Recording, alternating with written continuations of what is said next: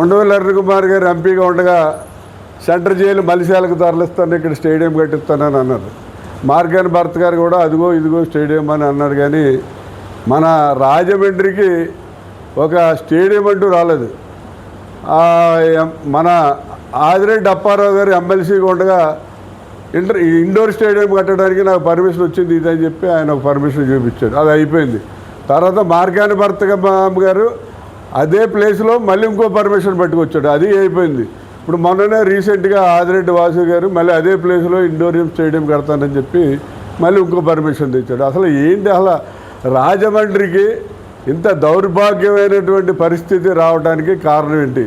అందరూ కూడా మనం జనరల్గా చూస్తుంటాం, వర్షాకాలంలో పెళ్లి జరిగితే పైనుంచి వర్షం కురుతుంది అనుకోండి, పెళ్ళి అయిపోయిన తర్వాత అరుంధతి నక్షత్రాన్ని మనకి చూపిస్తారు.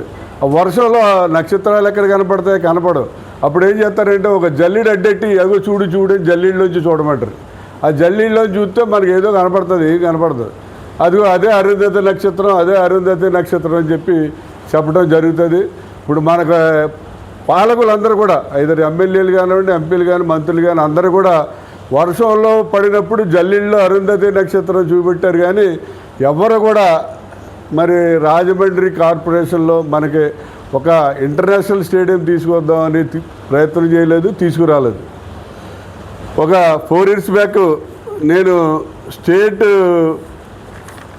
శాప్ నుంచి అక్కడ ఉన్నటువంటి వైస్ ఛాన్సలర్ కమ్ ఎండి ఆయన స్పోర్ట్స్ అథారిటీ ఆఫ్ ఆంధ్రప్రదేశ్ వాళ్ళు నాకు ఒక ఆర్డర్ ఇచ్చారు. ఏంటంటే రాజమండ్రిలో మీరు స్పోర్ట్స్ కండక్ట్ చేయొచ్చు, దానికి కలెక్టర్ గారు కానీ డిస్ట్రిక్ట్ స్పోర్ట్స్ ఆఫీసర్ కానీ మీకు పూర్తిగా సపోర్ట్ ఇస్తారు.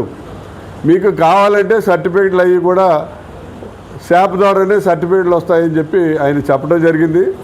సర్లే అప్పటి నుంచి కూడా మున్సిపల్ కాలనీలో ఒక గ్రౌండ్ ఉందండి, 3 acres గ్రౌండ్లో. ఆ గ్రౌండ్లో కంటిన్యూస్గా రెగ్యులర్గా క్రికెట్ టోర్నమెంట్స్ కండక్ట్ చేస్తున్నాం, అలాగే వాలీబాల్ టోర్నమెంట్స్ కండక్ట్ చేస్తున్నాం. అలాగే అక్కడ షటిల్ ఆడుతున్నారు.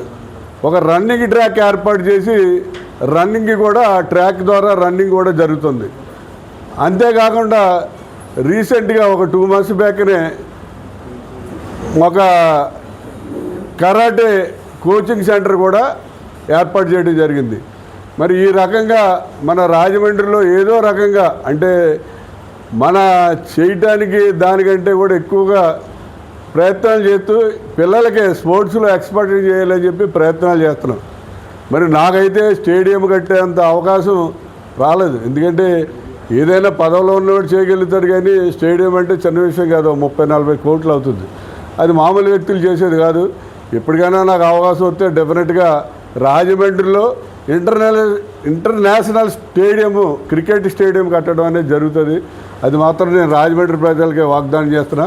ముఖ్యంగా ఇప్పుడు ఉన్న విషయం ఏంటంటే మన రాజమహేంద్రి ఇంటర్నేషనల్ స్కూల్లో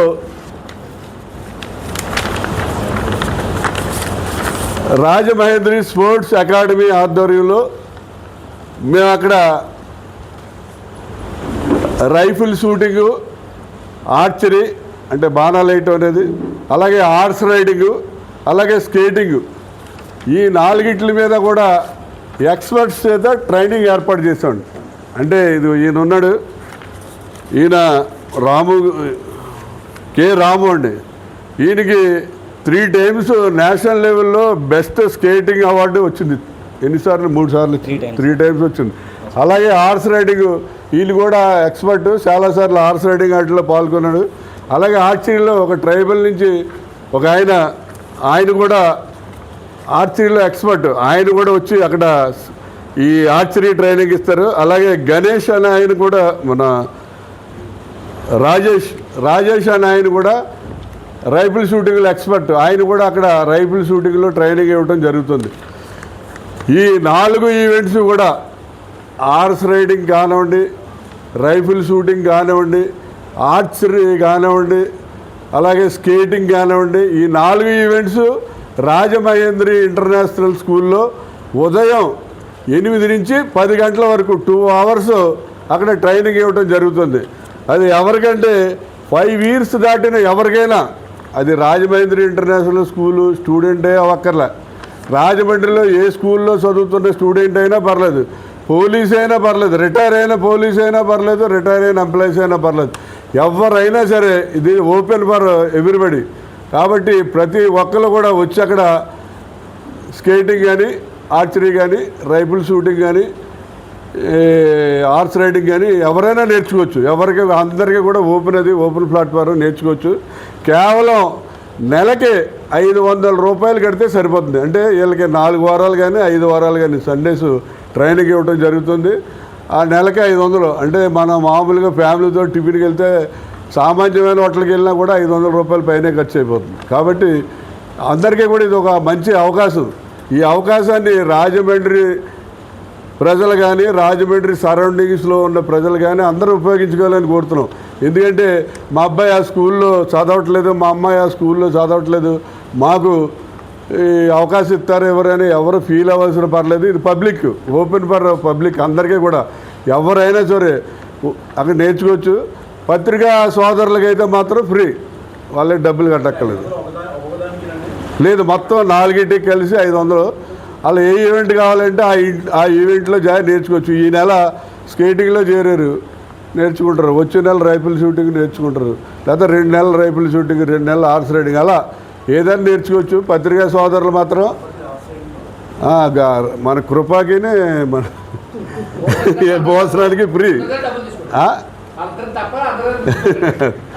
కాబట్టి ఈ సద్వినియోగం చేసుకోవాలని అందరినీ కూడా కోరుతున్నాం. అంతేకాకుండా ప్రతి సంవత్సరం కూడా ఈ 4 ఈవెంట్ల మీద కాంపిటీషన్స్ పెడతాం. ఫస్ట్, సెకండ్, థర్డ్ అలా 3 కూడా 4 విభాగాలకి, రైఫిల్ షూటింగ్లో కానీ, ఆర్చరీలో కానీ, హార్స్ రైడింగ్లో కానీ, స్కేటింగ్లో కానీ ఈ 4 ఈవెంట్లోనూ కూడా కాంపిటీషన్ పెట్టి ఫస్ట్, సెకండ్, థర్డ్ ప్రైజులు కూడా ఇవ్వటం జరుగుతుంది.